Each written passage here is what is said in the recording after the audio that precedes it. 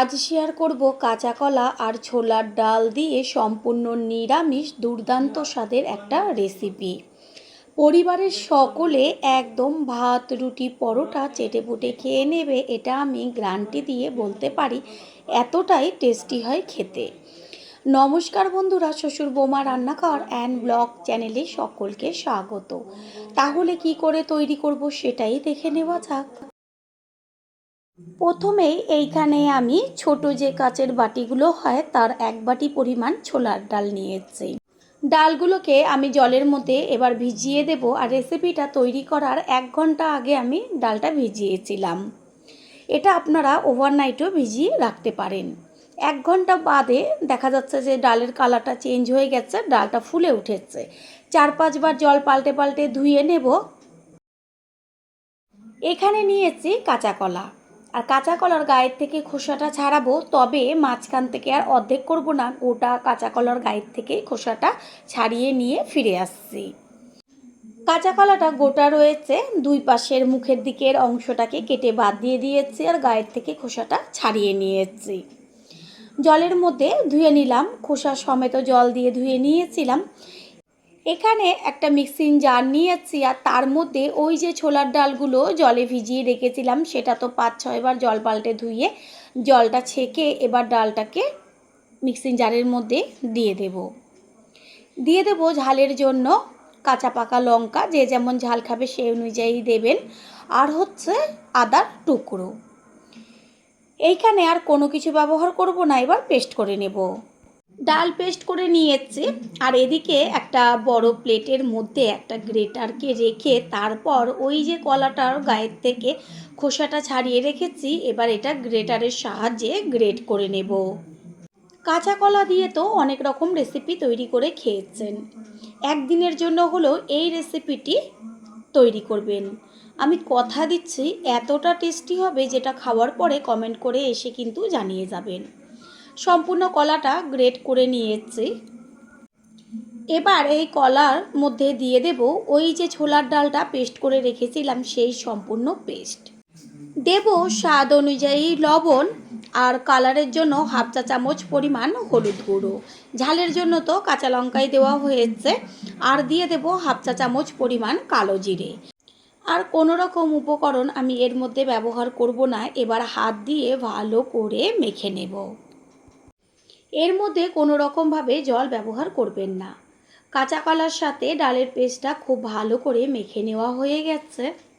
এরপর এখানে একটা ছোট বাটি নিয়েছি আর তার মধ্যে জল দিয়ে দিচ্ছি 1 চা চামচ জিরের গুঁড়ো, পরিমাণ মতন লবণ, দেব 1/2 চা চামচ হলুদ গুঁড়ো, 1/2 চা চামচ পরিমাণ কাশ্মীরি লঙ্কার গুঁড়ো, আর দেব 1 চা চামচ পরিমাণ ধনের গুঁড়ো।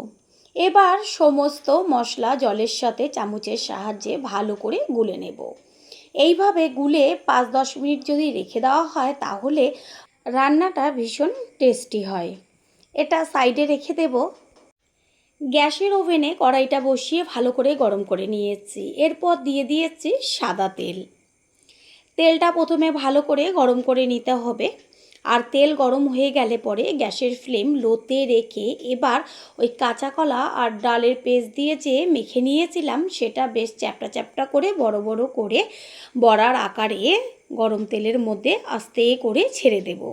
এইভাবে যদি বড়াটা ভাজা হয় কেউ বুঝতেই পারবে না যে এর মধ্যে কাঁচা কলা দেওয়া রয়েছে। যারা একদম কাঁচা কলা অপছন্দ করেন তাদের এই রেসিপিটা অবশ্যই তৈরি করে দেবেন। আর এই গরম গরম বড়া দিয়েই শুধু ভাত খেয়ে নেওয়া যাবে। নিচের পিঠটা কিছুক্ষণ হওয়ার পরে উল্টে দেব ওপরের পিঠটা হবার জন্য। গ্যাসের ফ্লেম লো টু মিডিয়ামে রেখে বড়াগুলোকে বেশ লাল লাল করে ভেজে নেবেন।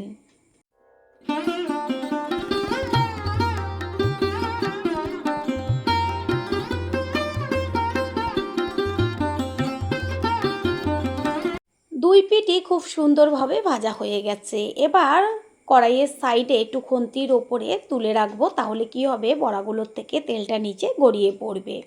বড়াগুলো ভাজা হয়ে গেছে, এগুলোকে তুলে নেব। বড়াগুলোকে তুলে নিয়েছি আর ওই কড়াইতেই আরও যে ডালের পেস্টটা রয়েছে সেগুলোকে একইভাবে ভেজে নেব।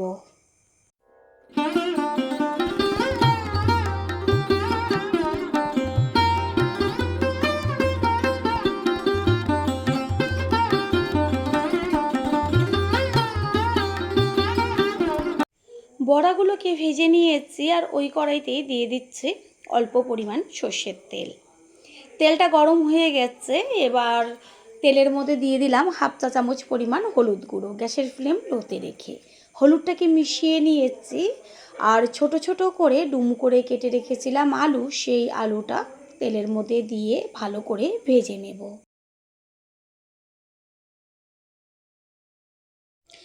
আলুগুলো এমনভাবে ভাজতে হবে যেন ভাজাতেই অর্ধেকের বেশি সিদ্ধ হয়ে যায়। আর একটু বাদে বাদে খুন্তি দিয়ে আলুগুলোকে এপিট ওপিট করে ভেজে নিতে হবে। আলু ভাজা হয়ে গেছে, এগুলোকে এবার তুলে নেব। আর ওই বেঁচে থাকা তেলের মধ্যে আর সামান্য 1 চা চামচ মতন তেল দিয়েছি। তেলের মধ্যে দিয়ে দিচ্ছি ফোড়ন 1 চা চামচ সাদা জিরে, একটা তেজপাতা আর গোটা গরম মশলা যেমন এলাচ, দারচিনি, জয়িত্রী, লবঙ্গ। ফোড়নটাকে ভালো করে ভেজে নেব। তেলের থেকে খুব সুন্দর একটা মিষ্টি গন্ধ বেরোচ্ছে। এই পর্যায়ে এর মধ্যে দিয়ে দিয়েছি 1 চা চামচ পরিমাণ আদার পেস্ট। গ্যাসের ফ্লেম লোতে আছে, কারণ আদাটা পুড়ে যাবে, সেই কারণে ভালো করে আদাটাকে বেশ একটু লাল লাল করে ভেজে নেব। আদার সাথেই দিয়ে দেব ঝালের জন্য চিড়ে নেওয়া কাঁচা লঙ্কা। আদা আর কাঁচা লঙ্কাটা একসাথে ভেজে নেব। আর তেলের মধ্যে যদি এইভাবে আদা কাঁচা লঙ্কাটা ভাজা হয় এত দারুণ গন্ধ আসে। এবার এর মধ্যে দেব ওই যে মশলাটা জলে গুলে রেখেছিলাম, সেই গুলে নেওয়া মশলা। এর সাথে সাথে দিয়ে দিয়েছি একটা টমেটোর পেস্ট, সেটা স্কিপ হয়ে গেছে, অবশ্যই টমেটো ব্যবহার করবেন। তারপর ভালো করে মশলাটাকে এবার কষিয়ে নিতে হবে। আর টমেটো যদি হাতের কাছে না থাকে অবশ্যই টক দই ব্যবহার করবেন। মশলার থেকে বেশ তেল ছাড়ছে আর সুন্দর একটা গন্ধও বেরোচ্ছে। মশলাটাকে খুন্তি দিয়ে একটু নেড়ে চেড়ে দিয়ে তারপরে এর মধ্যে দিয়ে দেব ওই যে ভেজে রেখেছিলাম আলু, সেই আলুর টুকরোগুলোকে। আলু তো অর্ধেকের বেশি সিদ্ধই আছে, ভাজাতে হতে বেশি সময় লাগবে না। 1.5 থেকে 2 মিনিট মতন মশলার সাথে কষিয়ে নেব। তারপরেই এর মধ্যে দিয়ে দেব গ্যাসের ফ্লেম হাই করে দিয়ে উষ্ণ গরম জল। আর জলের পরিমাণটা একটু বেশি দিতে হবে। প্রথমে অনেকটা জল বলে মনে হবে, পরে যখন আমি বড়া ভাজাগুলো ব্যবহার করব তখন কিন্তু সমস্ত ঝোলটাই টেনে যাবে। সেই কারণে জল বেশি দিলে বেশ একটু ঝোল ঝোল থাকবে, খেতে ভালো লাগবে। ঢাকনাটা চাপা দিয়ে দেব 3 থেকে 4 মিনিট মতন। পুরনো বন্ধুদের সবসময় আমাদের পাশে এইভাবে ভালোবেসে থেকে এগিয়ে নিয়ে যাবার জন্য অনেক অনেক ভালোবাসা। একটু বাদে ঢাকনাটা সরিয়ে দিয়ে তারপরে গ্যাসের ফ্লেম হাই করে দিয়ে আমি ঝোলটাকে একটু খুন্তি দিয়ে নেড়েচেড়ে নেব আর আলুটা চেক করে নেব সিদ্ধ হয়েছে কি না। আলু সম্পূর্ণ সিদ্ধ হয়ে গেছে। এই পর্যায়ে এর মধ্যে দিয়ে দেব ভেজে রাখা বড়াগুলোকে। বড়াটা ঝোলের মধ্যে দেওয়ার পর বেশিক্ষণ রান্না করার কোনো রকম দরকার নেই। প্রথমবার যারা আমাদের চ্যানেল ভিজিট করছেন তাদের আন্তরিক শুভেচ্ছা ও অনেক ভালোবাসা।